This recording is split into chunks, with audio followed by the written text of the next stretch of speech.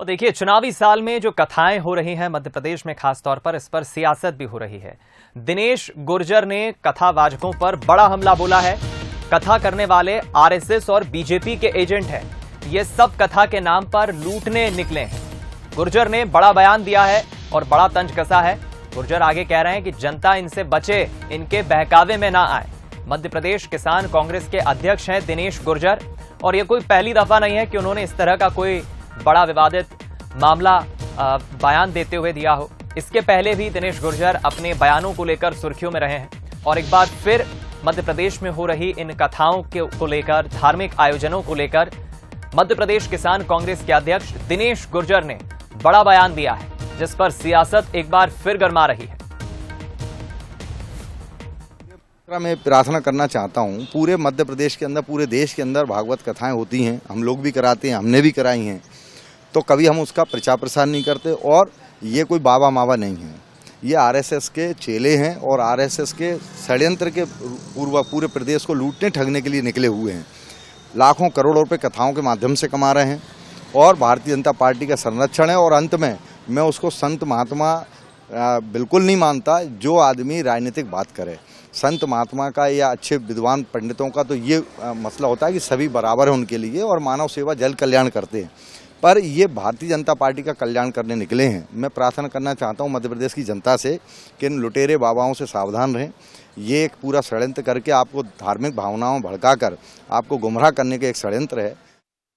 चलिए, हम रुक करेंगे एग्जीक्यूटिव एडिटर मनोज सैनी जी का इस खबर पर बातचीत करने के लिए हमारे साथ लाइव जुड़ रहे हैं। मनोज जी, दिनेश गुर्जर जो बड़ा बयान दे रहे हैं, ये शायद अपनी मुश्किलें खुद बढ़ा रहे हैं, क्योंकि बीजेपी के नेता जिस तरह से अब पलटवार करेंगे, जो कथाओं का आयोजन हो रहा है, शब्दों पर शायद लगाम नहीं लगा पाए हैं दिनेश गुर्जर। क्या कहेंगे?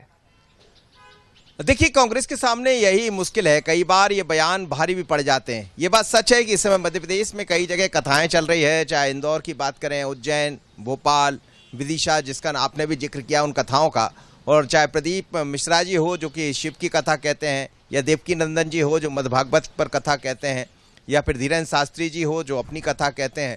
लेकिन अब इन बयानों को लेकर जिस तरह से कथाओं में बात हो रही है, बात हिंदुत्व की भी होती है, तमाम तरह की चीज़ें होती।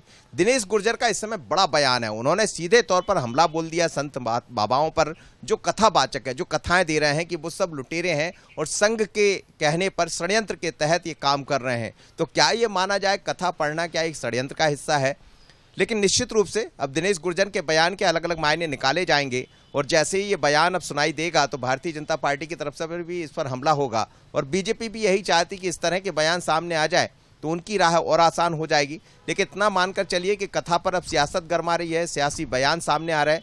एक तरफ कमलनाथ जी मिलने भी जाते हैं प्रदीप मिश्रा जी से, बाकी धीरेन्द्र शास्त्री जी से मिलते हैं, और दूसरे किसान कांग्रेस के अध्यक्ष दिनेश गुर्जर ऐसा कह रहे हैं, उनको लुटेरा कह रहे हैं। तो निश्चित रूप से एक बड़ा बयान इसको कहा जा सकता है, बड़ा हमला कहा जा सकता है संत बाबाओं पर, और हमें लगता है इसको लेकर और सियासत गरमाने वाली। बिल्कुल ठीक कहा आपने मनोज जी, बहुत शुक्रिया इस बातचीत के लिए। तो देखिए, कांग्रेस पार्टी की मुश्किलें कहीं बढ़ ना जाए, क्योंकि चुनावी साल है और नेता जो एकजुटता की बात कह रहे हैं, लेकिन अगर इस तरह से बयानबाजी होगी और इस तरह से मामलों को उछाला जाएगा, इसका इंपैक्ट प्रदेश के होने वाले विधानसभा चुनाव में कितना होगा, ये देखना होगा। रुक